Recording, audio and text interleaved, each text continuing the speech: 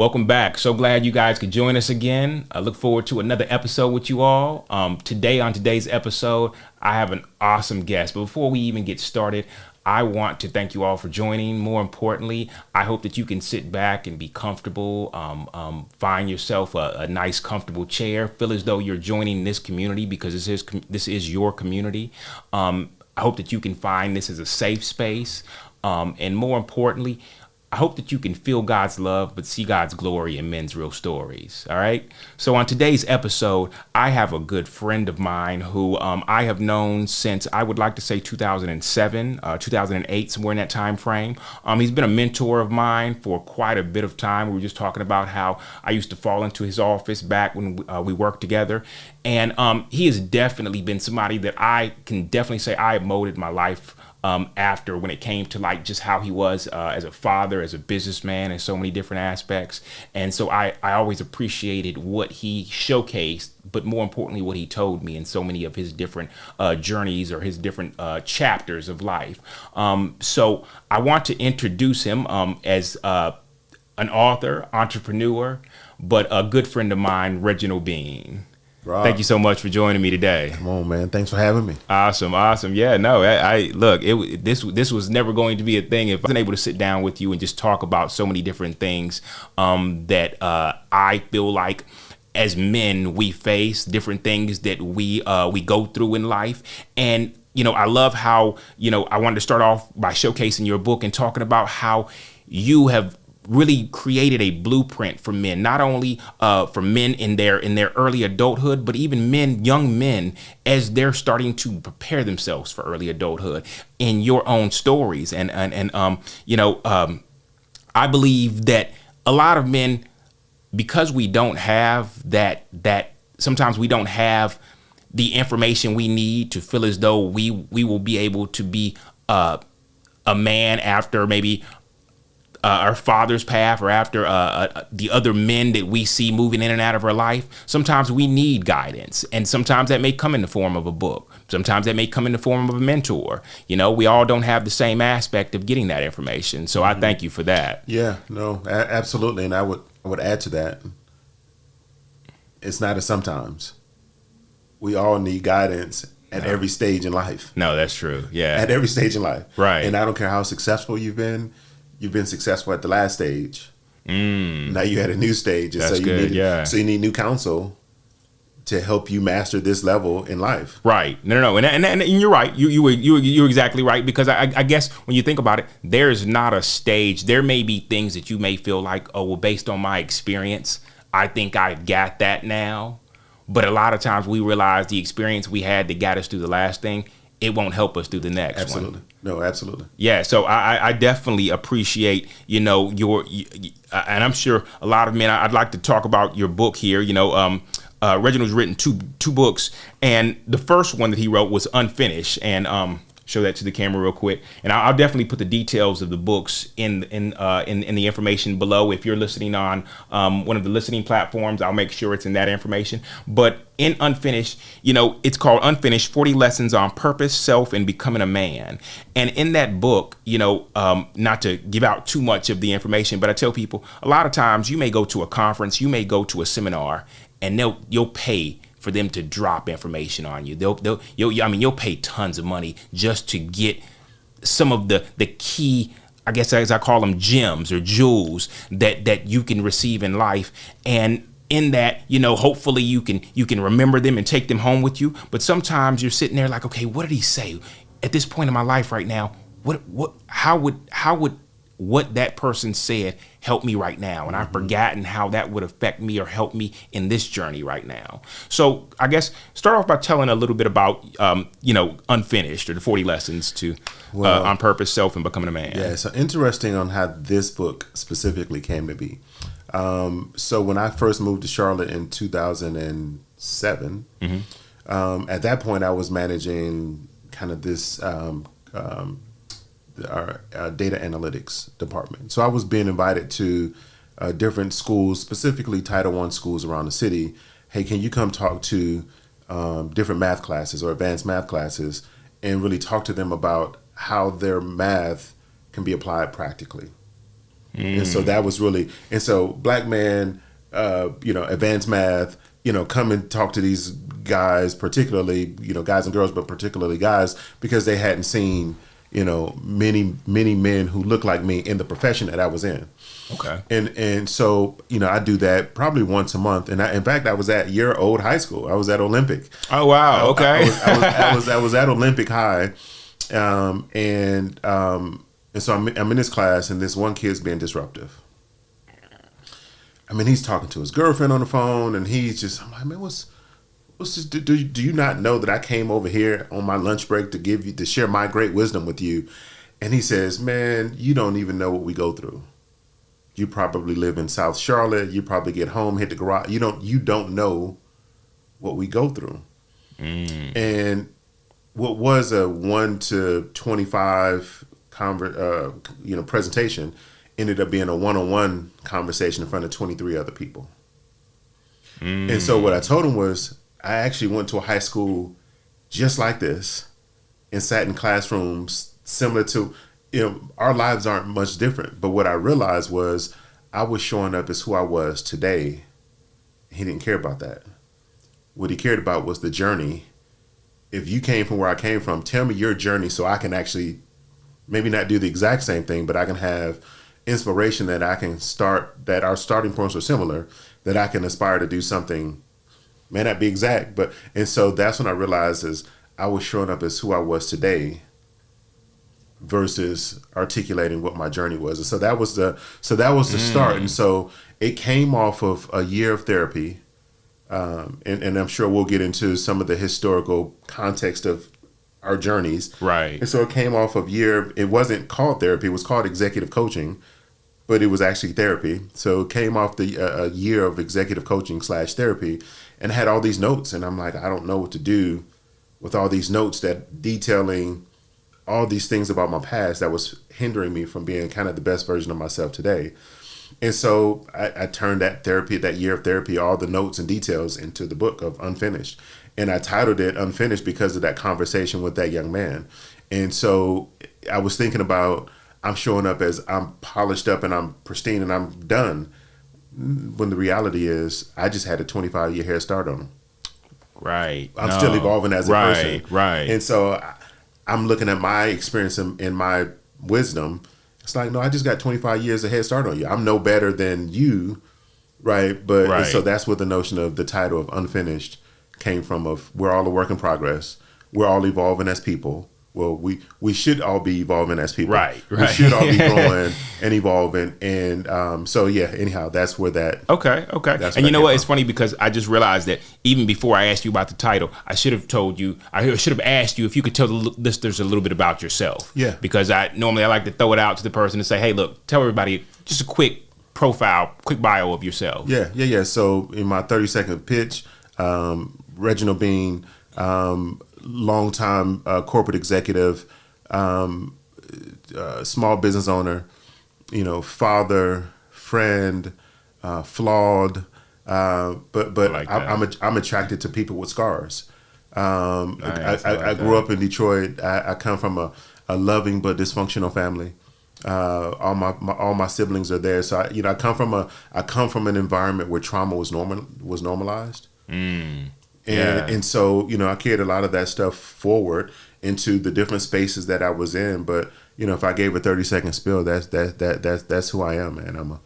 I'm still evolving. Nice. I like that. I really like that. I might have to steal that because you're right. We are all still evolving. And as we grow, a lot of us may evolve. I won't say faster than others, but sometimes it takes us to get a little uncomfortable or start to actually desire to evolve. But what would you say is the first step to evolving? Wow. So the first step, in your opinion, I guess. Yeah. So I can give you the clinical definition of change management, and I can give you the real life, but they both all revolve around there has to be a crisis in your life, right? So the practical change management application is create a sense of urgency to get people to change. Well, the same thing for life. The only way that people truly change if there's a critical enough urgency for them to change. For some people, that's health. For some people, it's death. For some people, it's a failed or potentially failing relationship. Troubled children, you name it. But most of us need some kind of shock to our system in order for us to go, oh man, I need to do something different. Yeah. Because if not, why else would I change? If there's a perception of what I've been doing is working, and notice I said perception, right? That what I've been doing is working. What's my motivation for true change? Right. Like they say, as people say, if it's not broken, why fix it? Yeah. And a lot of people live by that. Yeah, and a lot of us are broken. Right. Trying and because there's hard work to growth. It's hard work. I'm glad you say that, because a lot of people, Most people don't want to. Yeah. Because it's a lot of excavating and digging up old stuff and revisiting things that happened to you that we just swept under the rug. Yeah. And we just bury it and we just keep it moving. Sometimes it's self-preservation. Sometimes it's fear of dealing with the stuff that we know we need to deal with. But whatever the reason, many of us just kind of go through life and not really dealing with the stuff, even though that stuff is impacting how we move throughout our life. Right. It's not critical enough for us to do something about it. Right.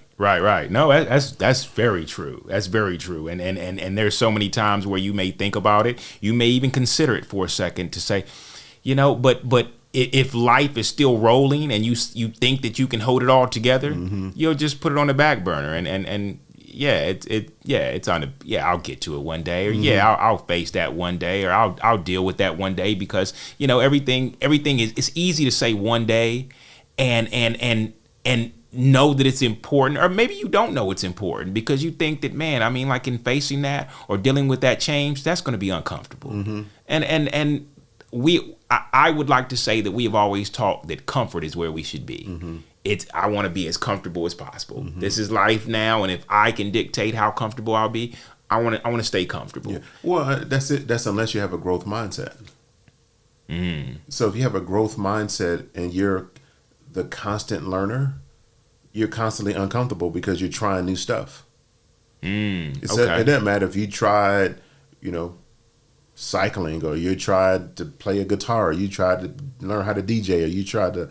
If you're trying to grow and learn new things, you're constantly putting yourself in an uncomfortable situation, because what happens if I don't? What happens if I don't nail it like I've nailed everything else? And it's like, right. But see, I feel like, okay, so I feel like there's a difference in trying things and sticking with things, because there's a lot of people that will try things. They'll say, oh yeah, I'm gonna try this out, but sometimes when it gets hard, like it's like, okay, tried it out, didn't like it, didn't like how that made me feel, you know what, I'm gonna set that back down. And so I think that even in that, there's a point where you have to kind of say, okay, what's gonna make me push through this? And and I guess I should have said trying something publicly.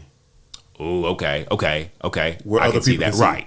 Where other people can see, right? So if you try something, it didn't work out. It's like, oh, I got this new thing hanging in my look. But I mean, trying something publicly where people could judge you for the failure. Right. I see what you're saying. No, that's a good point, because you're right. And that's the hardest thing, letting people judge you for like what they're experiencing with you while they're watching. It's almost like you trying to learn how to ride your bike in front of all your friends. Yeah. Like there's a sense of like, okay, if they're watching you, like now I got an audience. But the cool thing about that is most people will criticize you for stuff that they never tried. Most people will criticize your public failure for stuff that they've been too afraid to even try. Yeah. No, that's true. So your example where your friends are watching, that's what people are on social media now. Folks are sitting there criticizing you for failing at something they never had enough guts to even try. But that's why people won't put their even startup on social media. Nobody's putting how they started up this. Normally, the first time you hear about things is when people normally have hit success with it, or the perception of success. Right. Well, yeah, true. Because it's that's true. Because I have my thing on social media is the people that I know that are really successful. They don't have time to post that they up grinding, because they're actually up grinding. Right. They don't have time unless they're promoting a business or entity. Right. The people that I know that are successful, that's not their motive. They're not looking for external validation. Right. Because they're actually building something special. Right. They don't want to, it's not the perception that I'm building something special. They're actually building something special. So they don't have time to go, oh, let me take a quick selfie walk. Because they're in it. That's true. Now, again, if you're building and marketing a business, that's something totally different. But if you got to take a selfie and post it every time you're doing something, you're not actually doing it. You're not actually building what you say you're building. Because the people who are actually successful, you're stepping on people's toes now. but it's true. There's truth to it. And sometimes that's important. That's more important than how people feel. Who have built something successful. Yeah. That they feel the need to show it because they actually built something successful. It's right. Like, they don't need, again, unless you're promoting the business or the thing. If you're promoting the business, okay, got it. But if you're promoting you and, hey, look what I'm doing. No, you're not doing it. No, that's true. That's true. You're right. I've never seen a CEO out with the camera taking a selfie in the midst of like, oh yeah, ground opening. Yeah, I've never seen it. I'm out here grinding. Yeah. Normally, if they ever find a picture, it'll be because somebody else took the picture. Yeah. No, that's a really good point. It doesn't matter if somebody's their barbershop, their beauty salon, like I'm up here cutting all day. Like, no, because you're actually cutting all day. You don't have time to stop. Right. Now, again, that's true. My hands are full. If you're promoting your shop or you're trying to get new clients, that's something totally different. Right. But the folks who are actually doing the work, they don't have time because, to your point, their hands are full. They're doing the work.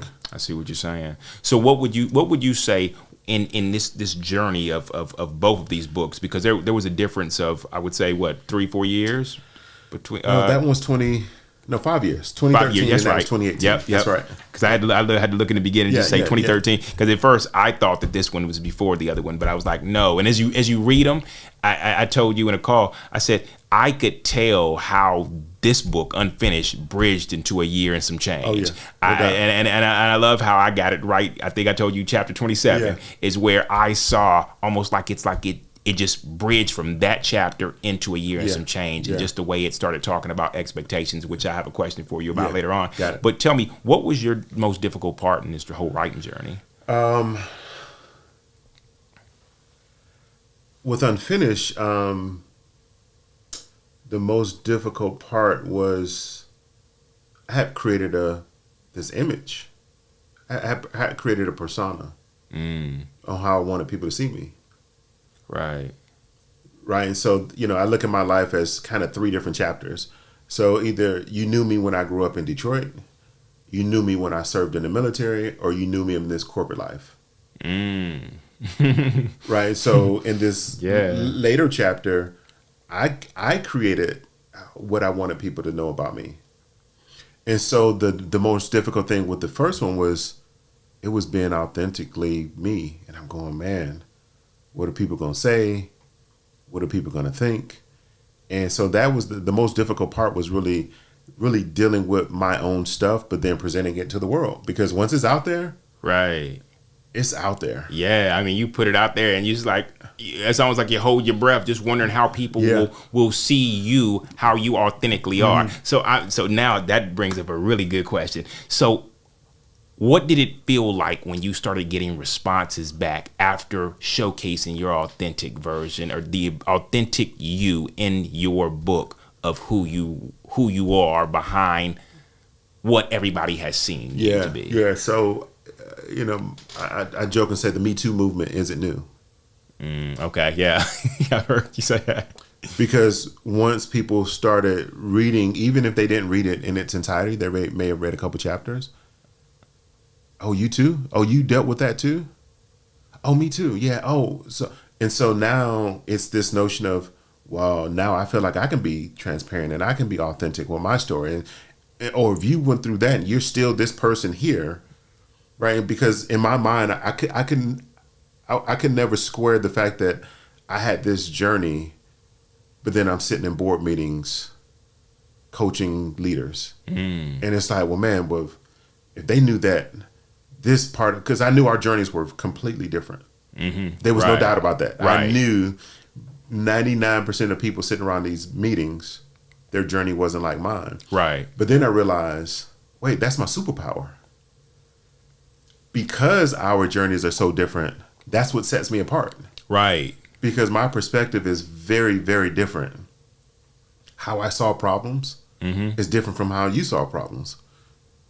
And that's okay, but the thing that I used to be ashamed of was the thing that actually became my superpower. Oh, that's good. Hey, look, that's really good, because a lot of people don't look at it that way. They feel like they have to blend in and be a certain way, and you can't see who I've been in my past, because then I won't be as effective here. You won't. Maybe you will look at me differently. Maybe I'll have to deal with what I think you're judging me for, because I'm sitting here in this room and I feel as though everybody that's sitting here looking at me right now knows. They know. Yeah. They now know about me. And it's like, I wonder how they're looking at me, or how they feel about me now that they actually know the authentic me, even though what they've experienced all this time, it was based on their own assumption of who I am. Or how they saw me was based on how I wanted them to see me. Okay. Well, right. Okay. Correct. So it wasn't their assumption. I planted. You planted that out there. I planted the seed. Right. But I'll tell you, I remember when I and we point to the book, but the season of transformation for me, I mentioned just the executive coaching / therapy led to the book. And so I remember after that season, people would say, "Man, you're different. Something about you is different." So I can't put my finger on it. Well, the thing that was different was I was now comfortable in my own skin. There was no, oh, I need to be this in this situation and this in that situation.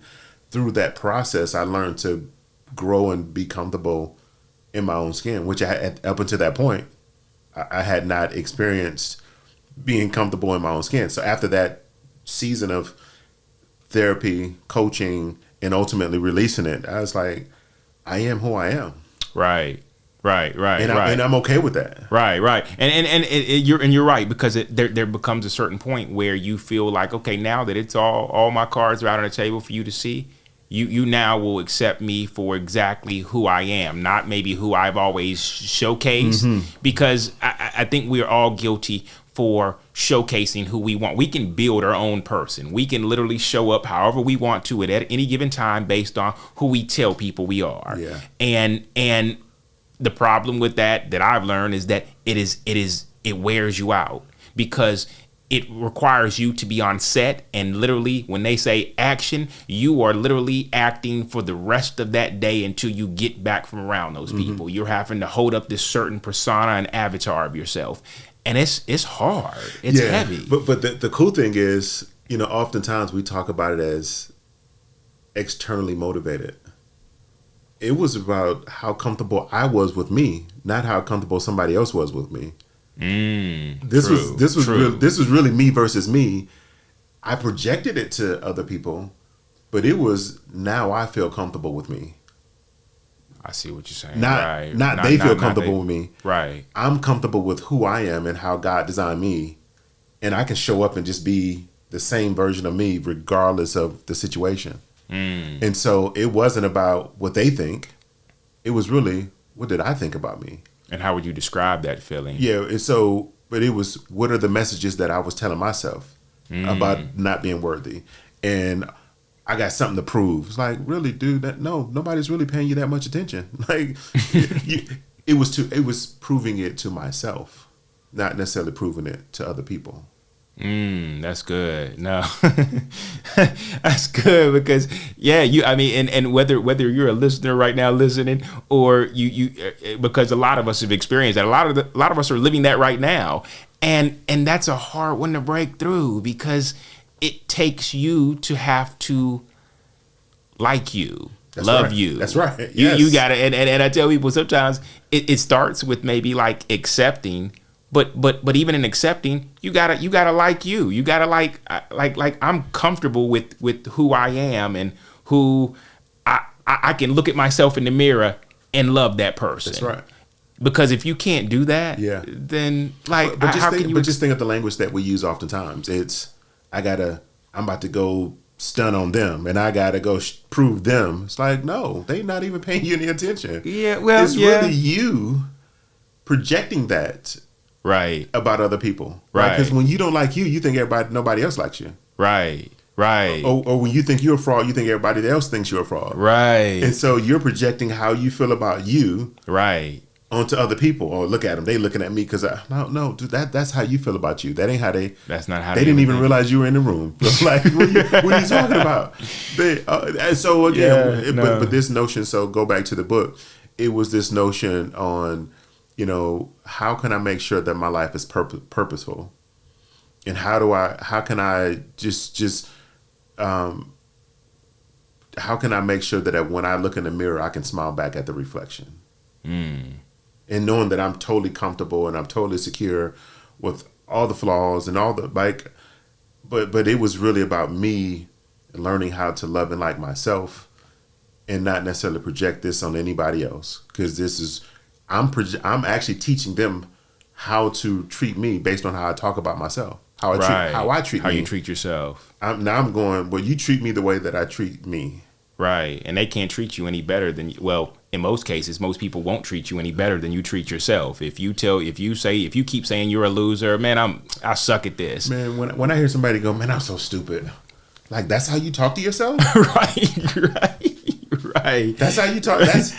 You're good with how you just talk to yourself. Right. No, but I used to be there. I used to do the same thing. Oh, man, come on, man. Don't nobody want to deal with you.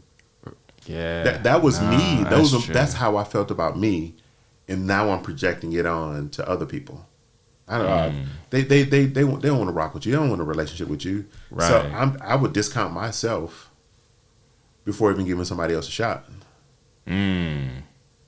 That's And then I come back saying, don't nobody even want to deal with me. Like, right. I can't believe that after you've already told them how to handle you. Yeah. I can't believe they don't want to handle me. But it's a self-fulfilling prophecy. So whatever you focus on that's the thing that's gonna grow and magnify.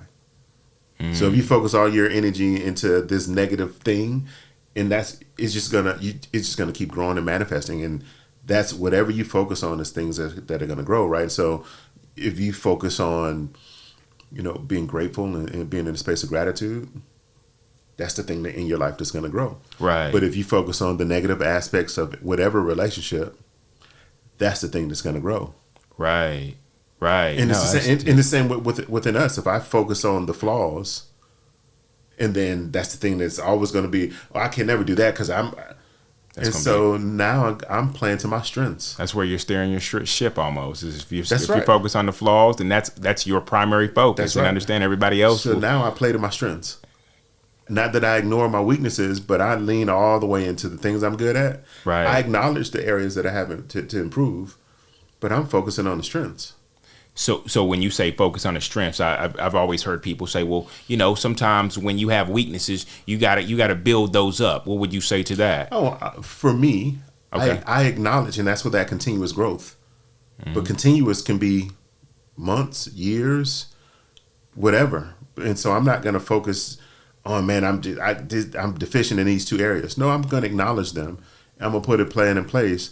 But if I'm super strong in these 5 areas, that's what you're gonna. I'm gonna lean into my strengths. Okay. And you know what? It's funny because I've recently I was just talking to somebody about how I said, God gave me certain gifts and certain talents for a reason. He didn't give me every gift or every talent. Trust me, I would love to learn how to sing. I would love to be able to sing like some of these, but that's not the gift he gave me. Yeah. So if he gave me certain gifts, why should I focus and try to build up the talent to sing? That's right. When my talent is this, right? So that's my point. Yeah. I'm leaning into I'm playing to my strengths. Right. Because these were God given. I didn't have to, now I may have had to build the muscle up, but I did nothing to acquire the skill. That's right. God gave me these things, and so I'm playing to those things. Right. And the beauty is I feel like in the areas that we lack, in the areas that maybe we feel like, okay, even with this gift, I don't feel like I can reach that standard right there. I don't feel like I can. That's where he meets us. I feel like that's where he takes what we have and says, okay,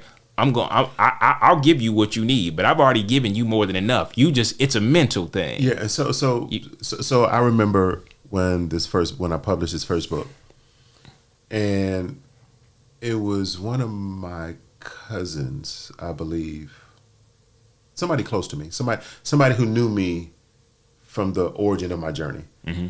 It's like, well, who said you were an author? When did you decide to write? It's like, God gave me the story to write, so guess what? Now I'm an author. And so when I think about playing the strengths, like one of my superpowers, well, two of my superpowers, but one is curiosity, and the other is focus. Like I can, when I set I'm gonna do X, Y, or Z, I have the ability to focus in and go, okay, what steps is going to be required to do that? So it's the same with the book here. It's like, all right, well, I guess I'm now an author, right? So Right. I have a story to tell, and here it is. It added value to somebody's life. So Nice. So what you saying that, it's funny, that leads to my next question then. So what would you say were the therapeutic benefits to writing these books, but more importantly, A Year and Some Change? And if I haven't shown that to the camera, A Year and Some Change, which was his follow-up book.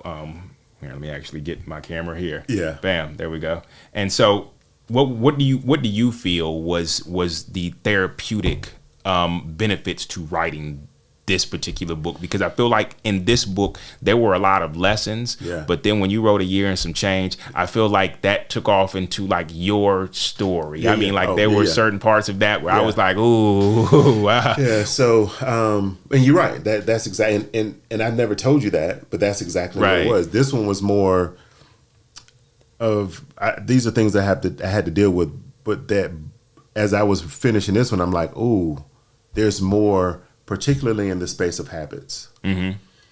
Right. So specifically around what are the things that I do every day that's going to lead me to wherever it is.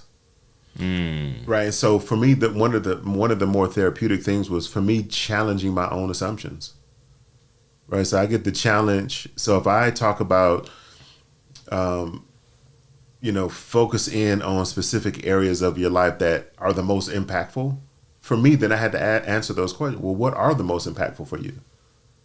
Where are the areas that you feel like you can add the most value to, right? Because if I'm running around depleting energy trying to please people, well, that's a habit. Right. Or do my habits reflect what I say that I want out of life?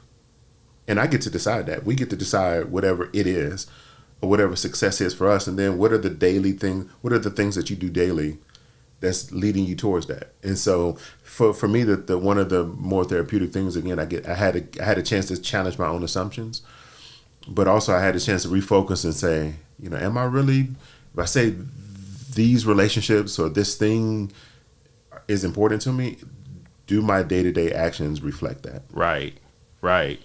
Wow. Okay. No, and that's a good point, because I feel like whether it be a book or a journal, a lot of times you find yourself learning a lot about yourself just in writing. And I didn't get that. I've never been a diary guy. I've never been a journal guy. Mm-hmm. I understood the importance of journal writing, no matter how you do it. I mean, a lot of people like to write with a pencil. Some people like to just type with their phone. There's so many different avenues now. But in putting it down, mm-hmm. it's almost like you're talking it out with yourself. Oh, but I've always been a writer. Like my way to express myself has always been writing. Okay.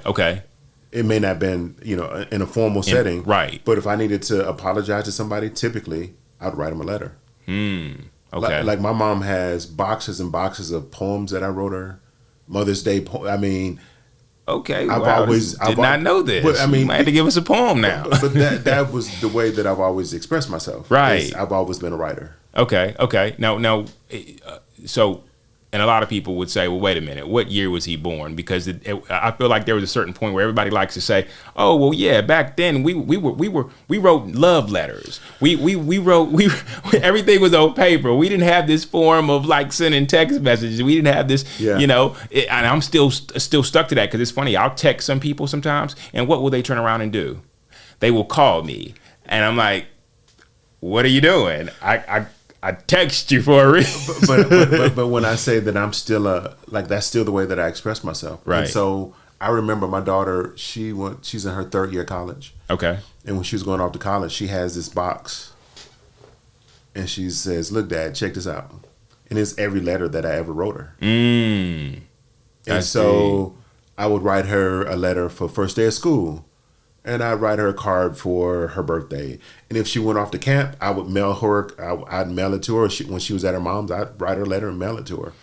And so she still had this whole box of letters or cards or Post-it notes or whatever that I stuck a note in her lunchbox, or When she started driving, I posted something on her steering wheel. Well, she kept them all. Right. And so we're talking about a couple years ago. Like, we're not talking about back in my day, back in the 70s, but that's just the way that I've like my mom was even to this day, she is the perfect card giver. I don't know where she finds them. I don't know. So she would say, "Oh, I spent 2 hours in the Hallmark store." I was just about to say it takes time. But I got that from my mom. And so that's one of those qualities that she's always, and even today. So what you saying that, I want to just throw a little gem out there. So listen, everybody, this is not only for the men, but this is also for the women. With him saying that, I never knew how much our children would like to see that or would like to receive that. And it sometimes it could be something as simple as a little small note in their lunch. Because I'll never forget a while back ago, and this is when my son's in middle school, so I laughed as I wrote it thinking he's probably not even gonna mention it. But that afternoon when he got back home, he was like, "Hey Dad, I appreciate that note."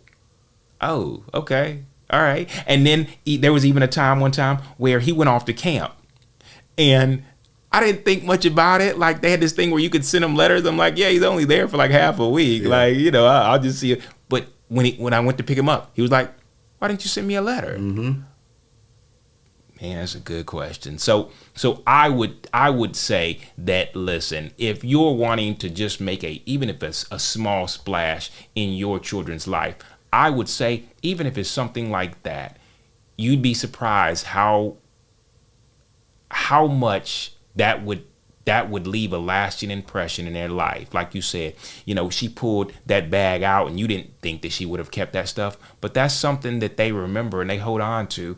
And I'm always trying to evolve as a parent. I'm always trying to do things that I wouldn't have thought about because I didn't receive it. But like this is where I learned things like, that's a good one. And it doesn't stop when they're children. Right. And I would even say beyond, I'd say beyond children, just the relationships that you value. Right. And so quick story. I met with a guy. I was up in Detroit last week, and I met him virtually, and I said, "Hey, I'm going to be in town. Would love to grab dinner." And so he and his wife showed up, and we sat for 2 hours, get to know each other, blah, blah, blah. Now, I could have just sent him a text. "Hey, thanks for dinner." Right. Or I could have sent him an email. "Hey, thanks for dinner." As soon as I got home, I wrote him a note on the card, dropped it in the mail. And he texted me this morning, "Hey, got your letter. Looking forward to next." Like, to take the time to write something is different from I'm scrolling through one of many, right? It just shows for me, it shows the value of the relationship to write something versus electronically sent. And no, and you know what? I agree with you, because it definitely adds a personal touch to it. It's not just a quick, think about it. You've gotten Christmas cards before from people, and it's a digital transmission on the card, and you're like, "Oh, yeah, thanks." Digital signature. Right. It's mass produced. This is not personalized for me. Right. So, but when you personalize something for somebody you care about, right, that's something totally different. And when that person realizes, like, wait a minute, I'm not the only person that he probably sent the card to. I'm not the only person he sent out. Wow, he sent out Christmas cards to everybody on the team.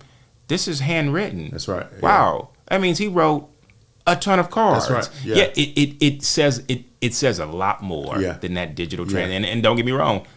Hey, look, I'm not trying to tell anybody, hey, you were wrong for sending me a digital transmitted card. But I'm just simply saying that you can appreciate the fact that person wrote that many cards, signed their name that many times. Yeah. And But my daughter, I would just, the thing that I would try to express to her is, here's why I was trying to validate her. I'm proud of you for this, and this is why.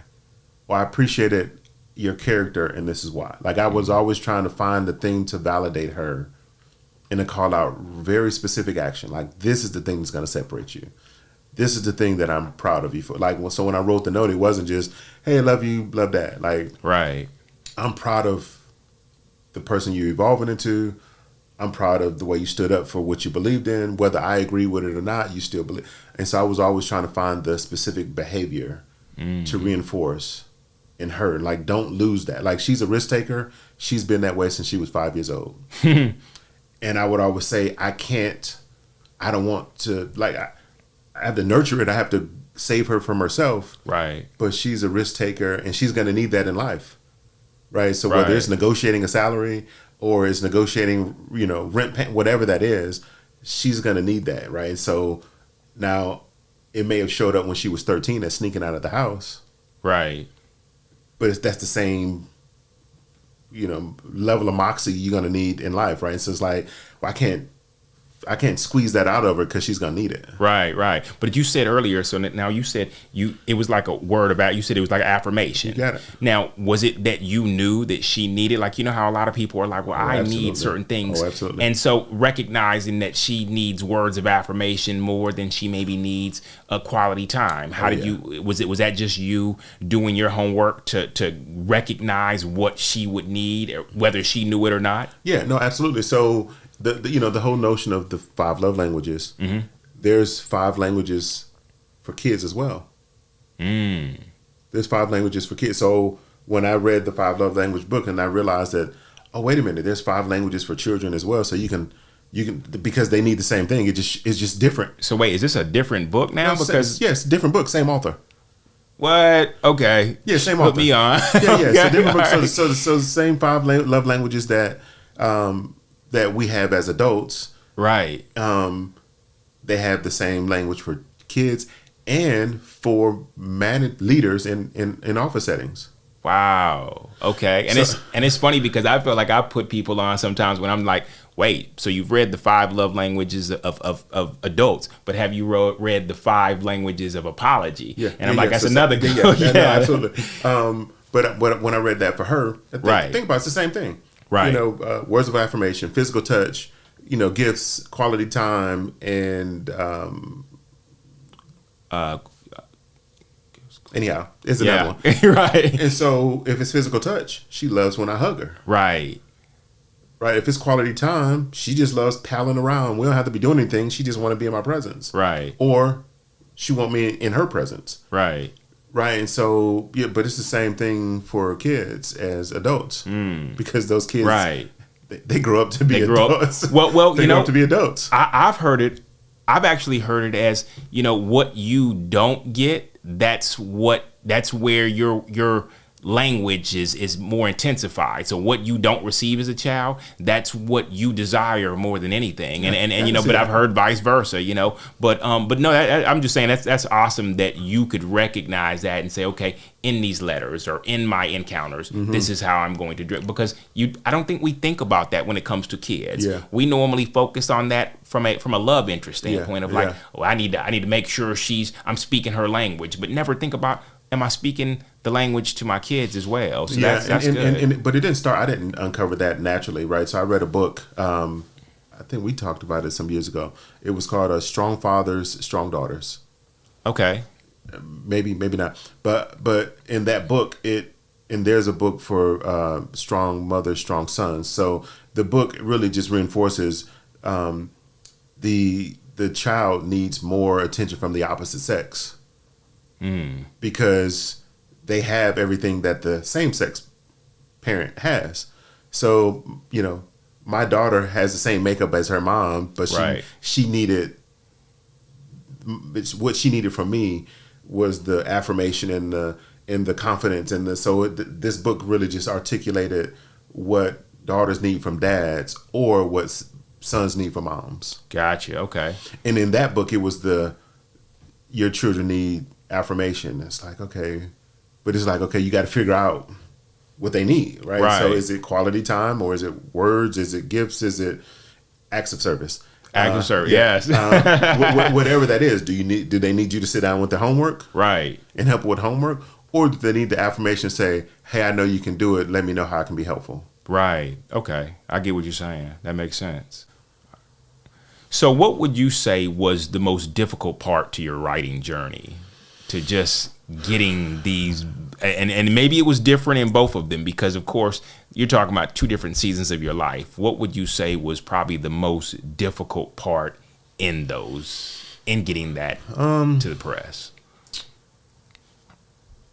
I would say the most difficult part is, for those that have written, you have to decide who your audience is. Right. Right. And then, okay, once you decide who the audience is, then it's how do I structure the messages to something that can be a value add to them. Right. So it's not just, it's not a finger wag. It's not well, here's what you should do. It's, here are the challenges that we experience. Here's how I handle them. Here's a way for you to handle them. Right. So it was one, just defining who the audience is. And so even the structure in writing it, right? So they're short, bite-sized chapters. Right. Right. There's not a 30-page, and so I wrote it, both of them, to be really more like a manual versus a book. Okay. Because it's not I can see that. It's not sequential. You don't have to go, every chapter is not necessarily built on the previous chapter. Right. So you can go, I want to talk about whatever the subject is, and you go straight to that chapter, and that material is not dependent on the chapter before it or the chapter after it. And so really just honing in on who am I talking to? What's my tone of voice as I'm writing? Right. Right. So I don't want to be OG coming in and I'm telling you, here's how, you know what I mean? Right. So, no, I know exactly what you mean. And so I had to make sure that the tone based on the audience was, we're doing this shoulder to shoulder. We're walking together. Instead of I'm instructing you and telling you what to do. Yeah. Because because it's not an instruction manual. It's, hey, here's some of the things that you may encounter. Right. Here's how I've dealt with them. Here's a story of my life. Maybe they're the same, maybe not. And so it was more the tone of, we're going to walk shoulder to shoulder together versus, let me tell you how great I am. And let me tell you, it was just really the tone that I had to be consistent with. No, I get that. So tell me, and what a lot of people don't know is that you have certain situations in here where you allow people to reflect at the end of each chapter. Yeah. And you allow people to then look at, you put the question back on them to say, okay, so what would you do, or how would you handle this? So I did like that part. I definitely like that part, in that it allows you to reflect on what you just talked about, and then look at our own lives. What made you do that? Yeah, and that was by design because, again, as I said earlier, I express myself through writing. So I have I never go anywhere without a notebook. In fact, what did I walk in your house with today? A notebook. A notebook. Yeah. And so I'm always prepared to write something. Like I just need to write. And so what I thought about was the books that I read that were really, really impactful. I had to go off and write a separate thing. And so I'm going, what if I just incorporated a notebook inside the book for, introspection or reflection or whatever? Because what I would imagine is the answers are going to be different based on their season in life. Right. So somebody answers something at 18. Right. That answer is going to be different at 28. And it's funny because that's exactly why I wrote in pencil in here, because I was thinking, if I ever go back through this book again, that's right. My answer, but I'll be able to see what my answer was in that last season and say, that's funny because I don't feel that way anymore. That's right. And, Absolutely. And sometimes you can look at that as growth, because in the fact of, wow, at that season, that's how I felt. Now I no longer feel that way. That's right. Yeah. That's exactly. And that was the reason that I put those at the end. It was more selfish to go, man, when I read a good book, I need somewhere to take notes. I need somewhere to be introspective. And so I just incorporated it. And even the questions were, here's how I dealt with that. What would you do in this situation? So it's not like my way is the only way, or how I handled it is the only way. It's, well, you may be going through something similar. Would you have handled it the same way, or did you do something else? So it's just a place for people to be introspective. No, I get that. So why? So I'm sure as you wrote this book and you said, okay, this is going to say, and in becoming a man, a lot of people may say, well, wait, well, what about us? Like, what about we want something too. Why would this just be catered to a man? Well, how would you have responded to that? That was by far the biggest pushback that I got from this book. Okay. In both of these books, particularly A Year and Some Change, they're in hundreds of mentoring organizations across the country. LA County School uses it, Dade County School System in Miami, Lone Star Community College. I mean, it's literally in hundreds of school districts and mentor organizations across the country. But with that one specifically, when people would get it or they would see the title, particularly if women leaders or principals or whomever, they would go, well, we need something for the girls. And I'm going, well, the lessons are applicable regardless of who you are. Right. I'm only speaking as my journey into becoming a man. Right.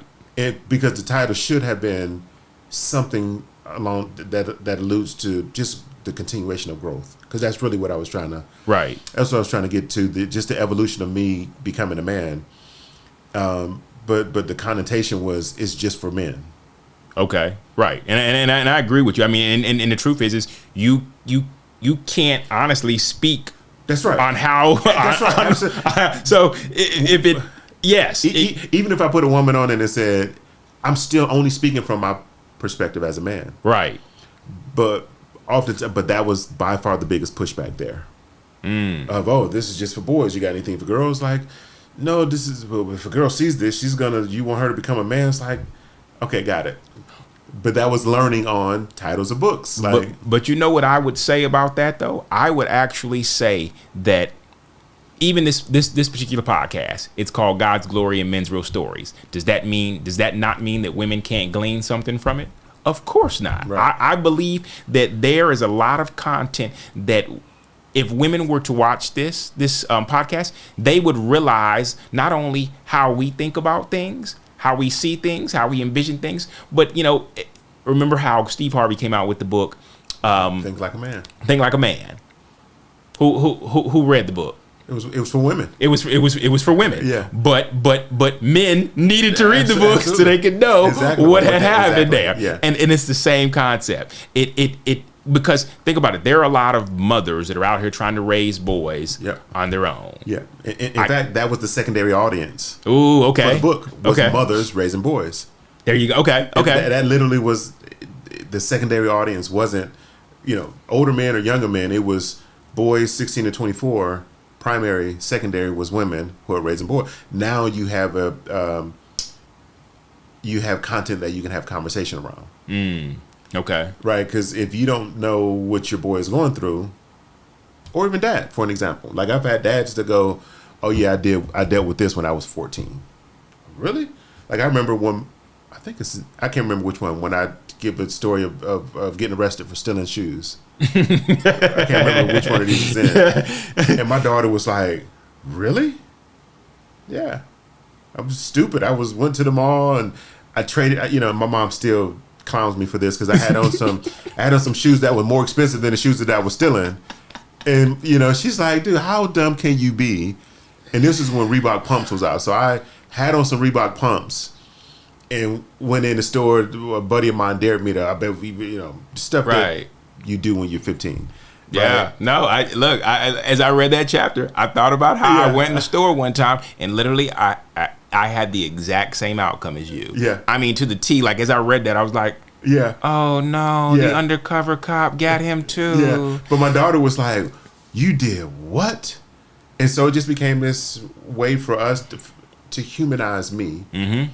And so I encourage adults, moms, dads, humanize yourself. Mm-hmm. Like, do this together so now they can go, "Wait a minute. You did this too?" Right. No, you can't always be perfect to them. But on the flip side is, I did that at 15. If I'm 35 and I'm still doing this, you should be surprised. Right. Okay. That's when you should have your clutching your pearl moment.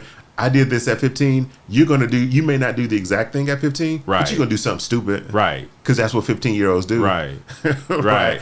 So in that's sometimes where we have to look at it from a standpoint of, I owe you the same amount of grace that I may have received. And even if I didn't receive grace, even if they tore into me, I still need to provide you with a level of, you know what? I can't even be mad at you. You're just being 15. You not to say that it was going to happen, but if it does happen, when it does happen, you know what? It's okay. I did something that's crazy too. Absolutely. And you know what? This is me admitting to you now. I'm going to share a story with you that you never knew about me that, you know what? I did something ridiculous when I was your age too. Yeah. And I dealt with the consequence, just like you may be dealing with the consequence now. So and in fact, it's plural. I did some things stupid. Well, yeah, right. I'm only admitting this one thing to you, but it's just, the humanity of us to go, yeah, I was 15 at once. Well, and it's the same thing that happens it's the same thing that happened with the church community right now. People are clutching pearls, and I can't believe that come on, man, really? You were 22 at one point. You were probably doing the same thing, if not worse. Right. So now we're judging folks for being 22 or living in an environment or the music or the dress or the and it's like, come on, man, we were 22 at one point. Like, give them grace, because if we act like we are holier than thou, we've not experienced it.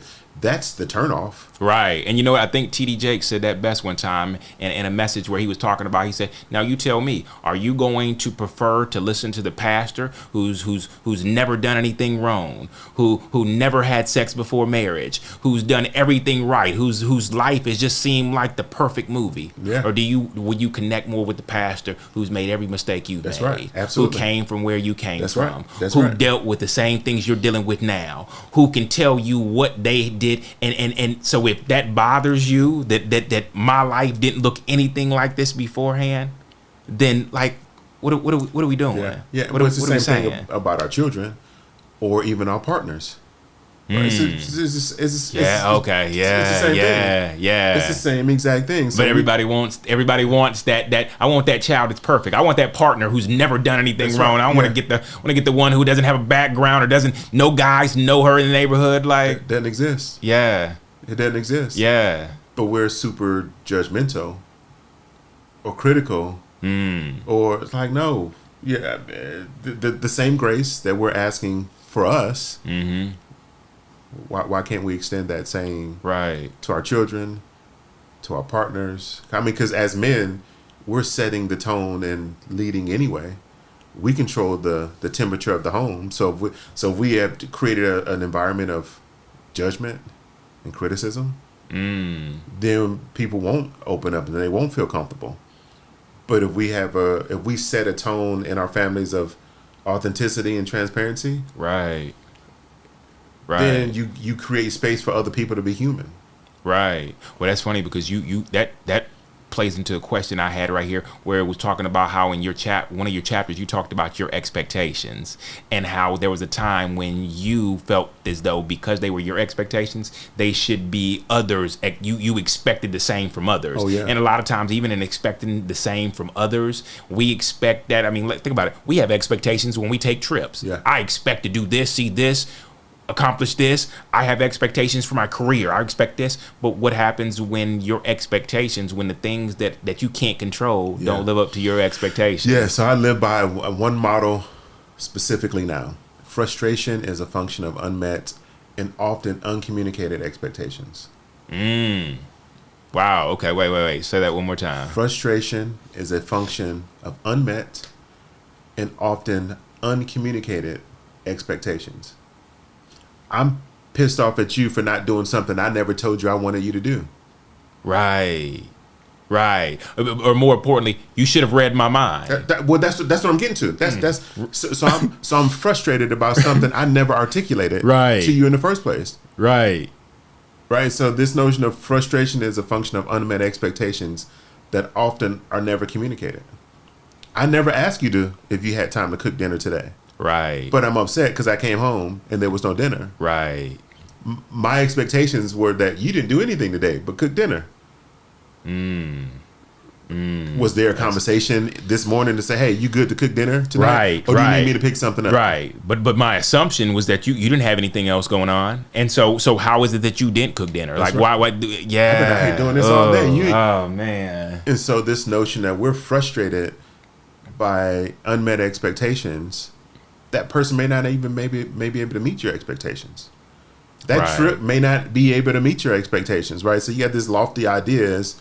Oh, it's hurricane season. You didn't know that? You know you're not going out. You took a cruise. You can't get off the boat. And, oh, you didn't know it's hurricane season. Like, you can't do.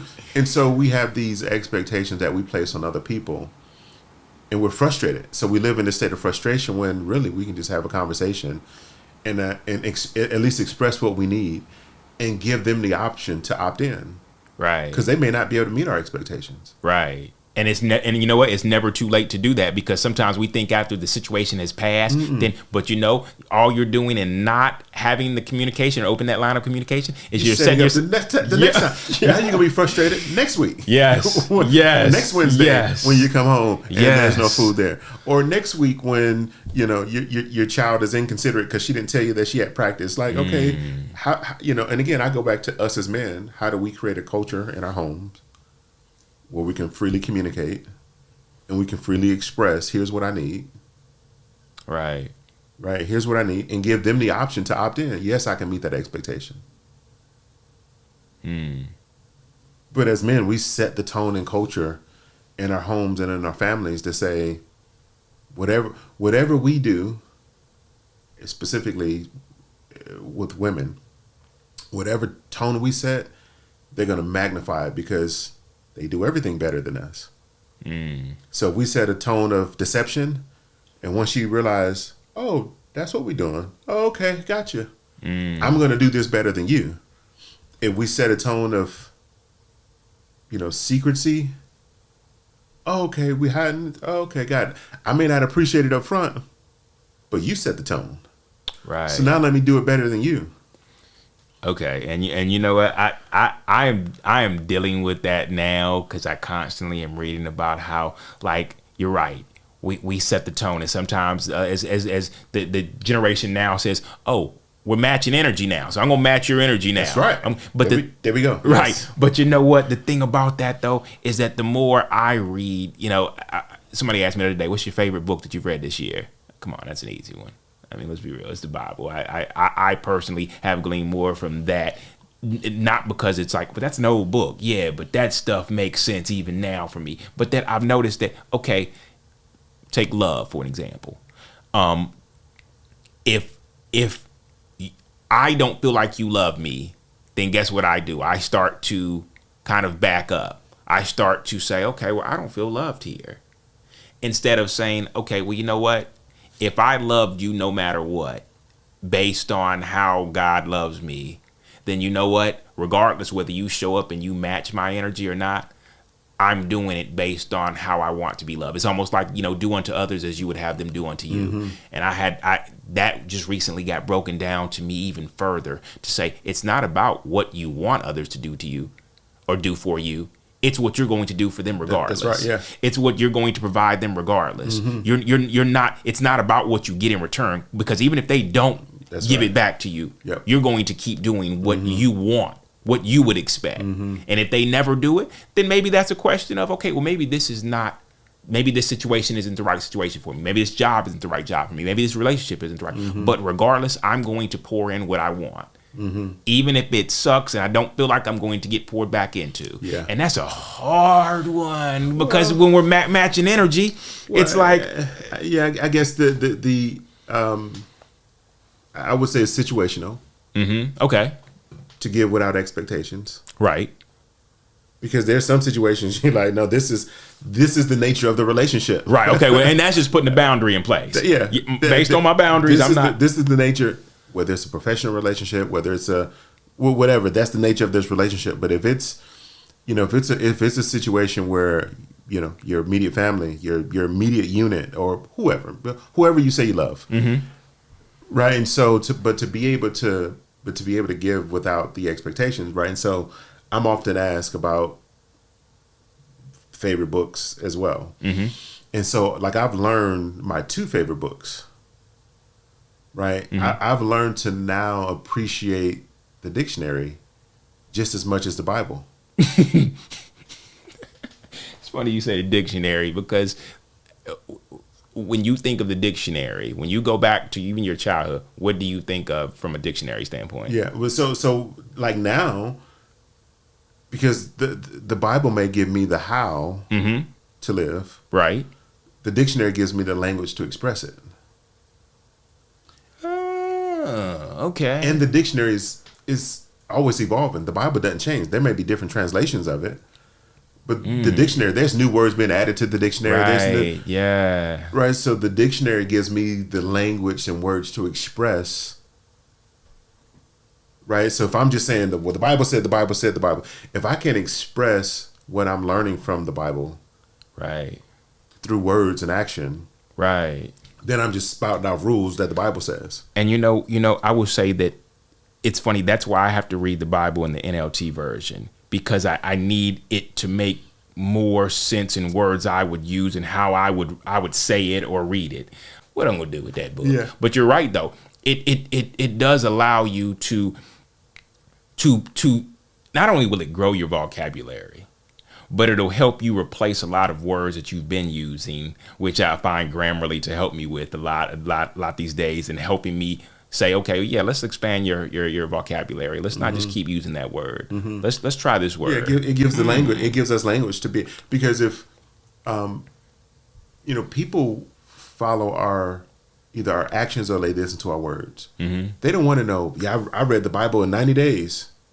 Okay, but you still treat people like crap. Right. So you just read the book. So you didn't pull anything from it. You didn't take what you read and use it in your own life. That's right. And if I'm quoting scripture to you, that means I can't apply it to my life, because I'm telling you what somebody else wrote. And so now that I have language to say, to express love or to express empathy, to express whatever that is, now you can see it in action, because I should never have to tell you who I believe in.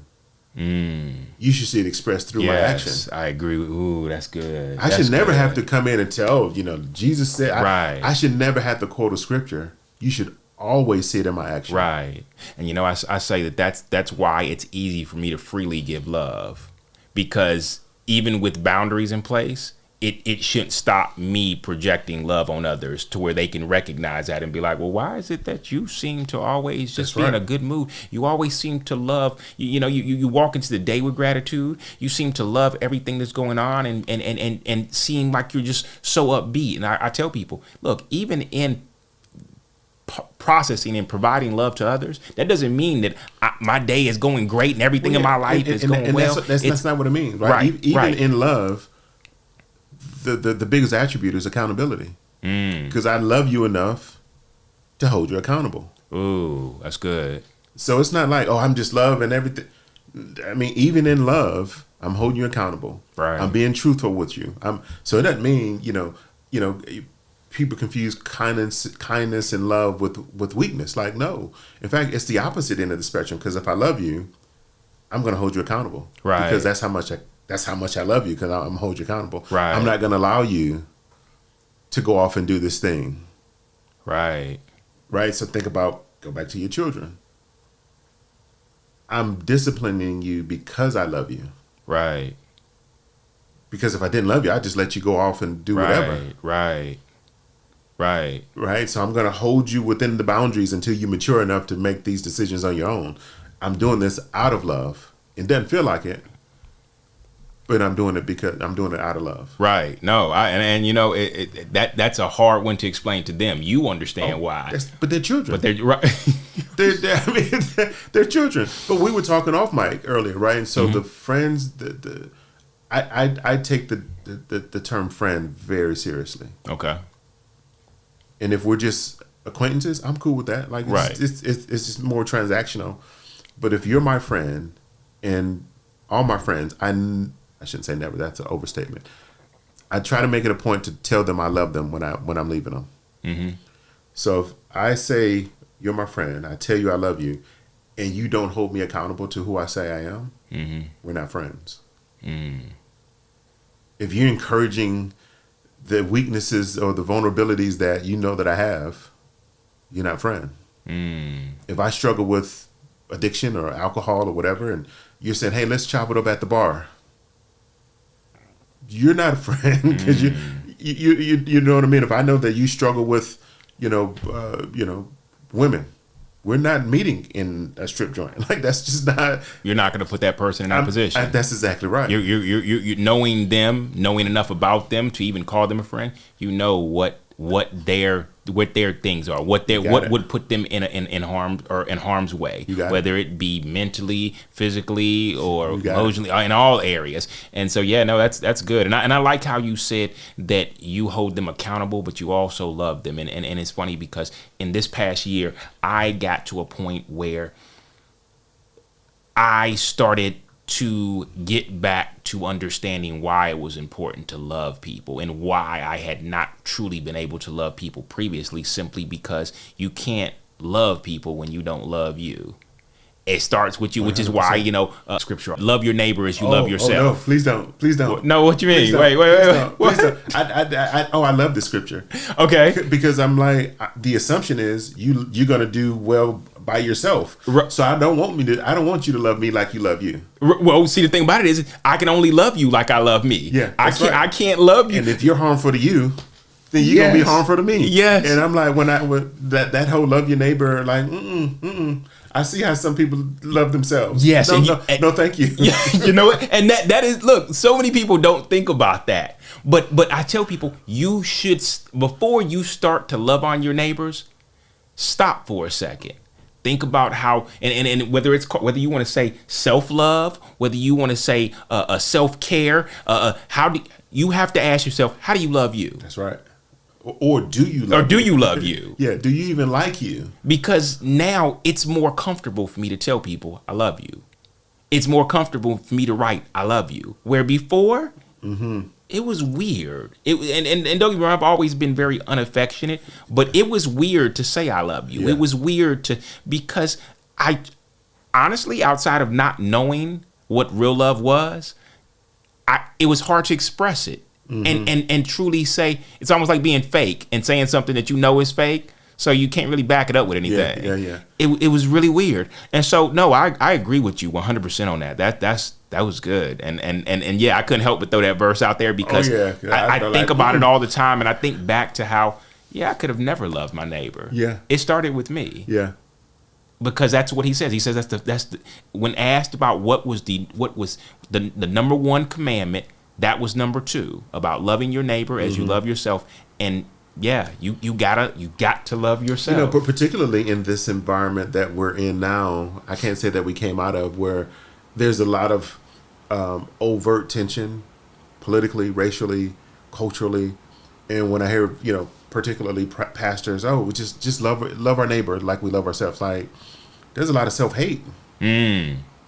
I don't want you to love me like you love you. Like, no, right. I'm good. Like, no, that's because... Especially if your neighbor doesn't look like you. Because in order for you to hate somebody, there's a lot of hate in you first. There's a lot of hate in you. Like, that's good. That's really your issue that you're projecting on to somebody else. Like, you got to hate you in order to hate somebody. In the inverse, you got to love you before you can love somebody else. Right. No, that's good. That's good. And that's so true. And there's no way around that, which is why like you said, with the way the world is right now, and the fact that there is a big division amongst people, and I can't help but think about this, and I'm going to catch flack for this one. Okay. So there was a time when we were all watching how Kanye West was approaching the president at that time, how he was handling him. And a lot of us had problems with that. But as I started to read and as I started to understand how I'm supposed to love myself, how I'm supposed to love my neighbor, regardless of how my neighbor loves me or just so many different things, that one just stood out. It was just like screaming at me, like, this is how you love your neighbor, even because when you love yourself enough, regardless of whether your neighbor disagrees with you, regardless whether your neighbor is, now I'm not saying you can't put boundaries in place, but I still love you. So sometimes we have a hard time trying to understand how people can love other people that hate other people when there's hate involved. Yeah. That's a whole nother. Yeah, okay. But it's not because I was able to look at that and see something nobody else saw. Well, I shouldn't say nobody. Most people weren't thinking about when I speaking specifically about the Kanye and understanding, I know how it feels to be fatherless and to find a father figure. I saw somebody who wanted to be affirmed.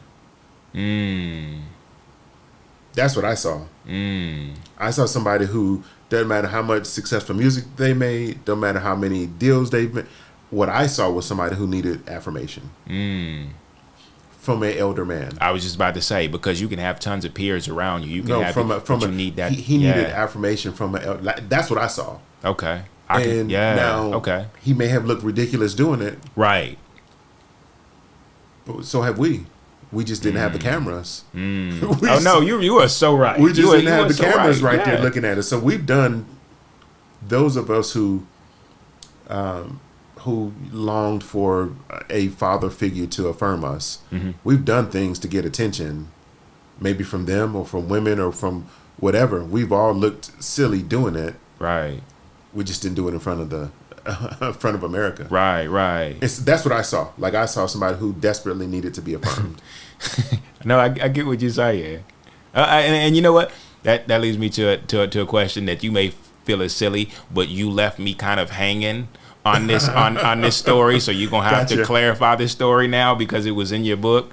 But you talked about how at one time you were so quick to want to grow up that you started hanging out with older people. Yeah. Oh, yeah. And you started to do what they would do and live the way they lived because you didn't want to live at the age that you were at the time. Yeah. So you missed that point in your life. But you talked about how you wanted to go to your graduation and sit in the crowd in the audience. Did you do that? Because I was sitting there like, wait. So let me tell you, I got the full circle moment that happened this year. So to your point, I always thought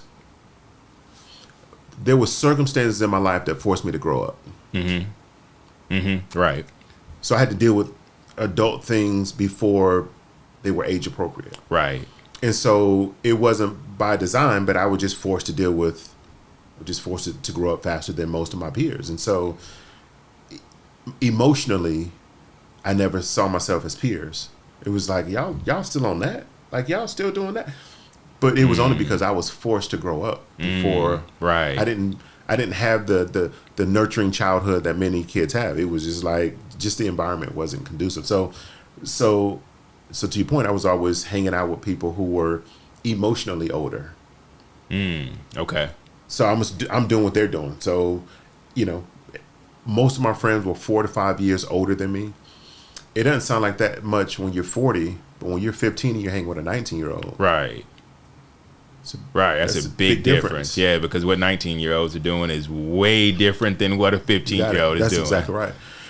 And so one of the deals that I made with my mom was, I don't even have time for high school, so let me just get this out of the way.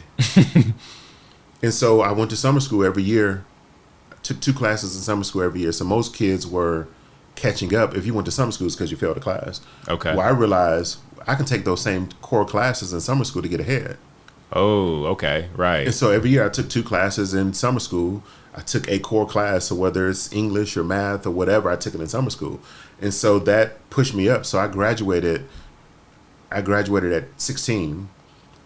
But my graduating class, I literally went to the audience. I was sitting in the audience like I ain't got time for that. It was the worst decision I've ever made.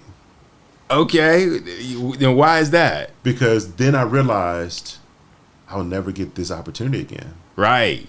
And that's what so many of us look forward to. I'll never be able to walk across the stage and throw my cap in the air. I'll never be able to do that again. And I sat there and I shrank in my seat and I was like, I can't believe that I didn't do that. And so one of my homegirls that I graduated with, I remember as the procession is coming down for all the students are walking in to go get seated in the auditorium, and I'm standing, and I remember she walked by and she was like, what are you doing? So that same woman that said that, we had a reunion this summer. Okay. And so one of my best friends, we all went to middle and high school together. And so we're out in Palm Springs, California this summer. This 4th of July, those same 2, she's like, I remember when walking in, she's like, I remember the look on your face. This look of disgust. That's exactly what it was. And so I bypassed all the things that you look back on and go, man, when in high school we did. Right. And I didn't have time for any of them. Wow. If you just be present. Right. Which is why it is, you're right. It's why it's so important to be present. Well, even if you don't feel like where you're at, right? Because even if you don't feel it, there's somebody around you that needs you to be present. But even like the double meaning of present. Okay. Like the yes. Okay, look, it just hit me. Yes, present is a present. It's the gift. It's a gift. Yes. God gave you it as a gift to be in the present. It's a present to you. Yeah. Yes. That's so good. Yeah, it's like people, just being fully present, and it's a gift. Like, don't think you, particularly mentally, that's where anxiety comes from. I'm worrying about the future. Right. And that's where shame comes from. Right. I'm thinking about the past. Yeah, right. Instead of being present. Whatever happened in the past, it's already happened. And you can't change it. And what's going to happen, you can't control it. Yeah. Right. So this notion of anxiety comes from thinking too far ahead. Right. And shame comes from thinking too far behind. Like, just being mentally and emotionally present is the best place for any of us. Right. Because either one is crippling. Right. Because if you think of the shame, I can't believe I did that, and I missed all these opportunities. So the shame of what I didn't or did do, or the anxiety of what might happen. Right. Either one of them cripples us. Cripple you. Yep. No, that's really good. That's so good. I've not only learned that, but I experience it still to this day, because even knowing it doesn't mean that we don't find ourselves sometimes. That's where the habit comes in. Yeah. You got to build a muscle of learning how to capture your thoughts. So even when you find yourself, nope, not today. We're not talking. We ain't gonna revisit that today. Right. And so learning how to capture and control your thoughts, and not allowing yourself to drift. And man, I sure screwed up. No. Well, you know what? Sometimes you can kill off one way, going one, like I'm not going backwards anymore. But that doesn't mean that you won't keep trying to think about what's going on in the future and what I can do now. So because I've learned to just let go of the past, but that doesn't mean that you just find a way to let go of the future. So yeah, that's. Well, but the reality is, you don't have control over it anyway. You don't. So, well, we tell ourselves sometimes in our actions, if I do enough of this, or if I do this right, then it will dictate my future.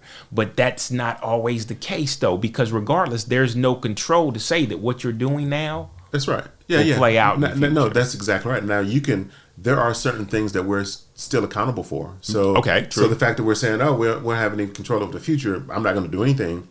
Right. There's still some preparation. So for an example, I want to be around to see my grandkids, my grandkids. There's some things that I can do. Right. That can help ensure. Now, I can't say, there's not going to be any health scares or anything that could. But the things that I can control, I'm responsible for controlling. Right. Now, if something takes me off and you can't do anything about that. Exactly that's the part outside of your control. But I'm still preparing. I'm still doing the things that I can do to make sure that I'm healthy and whole to be around for my family. Right. And that plays into the whole thing of, you can have faith in your future, but without the works that you do, it's dead. Absolutely. That's exactly right. So you have to put the work behind it. Doesn't mean you can just sit back and be like, well, I can't control it. So let me. So yeah, that plays into exactly what you're saying now. Yeah. Well, cool, man. This has been an awesome conversation, man. And we could go all day long, and I really appreciate you joining me today. I really appreciate you coming by to talk about your books, which, like I said, I will definitely put up in the comments in different areas for people to be able to jump out there and purchase these. These are great handbooks for men, as we discussed, but also for women who are looking to make change, to try to reveal their purpose in life, and to get more perspective on things. And I thoroughly enjoyed them, to the point where, like I said, I could pinpoint exactly how certain chapters lined up with the other book, and that they were a good read. Honestly, I would say they're a good read back, whether you read them backwards or you read one before the other, but I think they are a great read together. They definitely go together really well. But I appreciate you stopping by. I thank all my listeners for listening today. Hopefully you enjoyed the conversation. Hopefully you were able to really reflect on some of the things that we talked about. And as always, I appreciate just you being able to feel as though this community of sitting down with us and hearing these conversations will provide some type of perspective for you, will provide some type of healing for you, and more importantly, will allow you to be able to recognize God's love and see God's glory in these stories and conversations we have. So thank you so much for listening. And was there anything else? Yeah, I got you. Ain't gonna just give me any last. Oh yeah, no. Oh, you're right. My bad. Yes, sir. So what I'd love to say is, I am appreciative of your growth. We have known each other a long time. Yeah. But I am grateful that I get a courtside view of your growth and your evolution as a man and as a father and as a husband and as a friend. So your inspiration to all of us, right? Your inspiration. So man, I love you and just proud of the work because it's hard work, man. Yeah, it's hard. Which is why most people don't do it. Right. So I'm just grateful to watch the evolution of who you're becoming. I appreciate that, brother, and I love you too. Thank you so much. I appreciate that. Awesome. Thanks so much, y'all.